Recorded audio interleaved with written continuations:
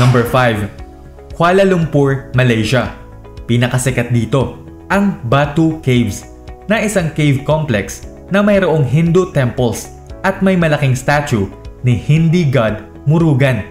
Hindi mawawala sa itinerary ng travelers ang iconic landmarks na Petronas Twin Towers at Menara KL Tower na mayroon ding mga observation decks para sa view ng buong lungsod.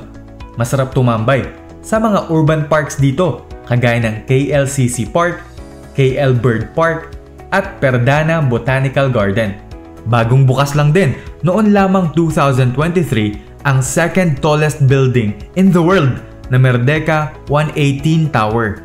Madalas ring pasyalan sa Kuala Lumpur ang Merdeka Square, National Mosque of Malaysia, National Museum of Malaysia, Aquaria KLCC at Sunway Lagoon. Para sa food trip at shopping ay sikat ang Central Market, Jalan Alor Night Market at Petaling Street Market sa Chinatown. Para sa local mall experience ay pwede mo ring pasyalan ang Surya KLCC Mall, The Star Hill at Pavilion Kuala Lumpur. Dapat mong matikman dito ang local food na laksa at char kway teow.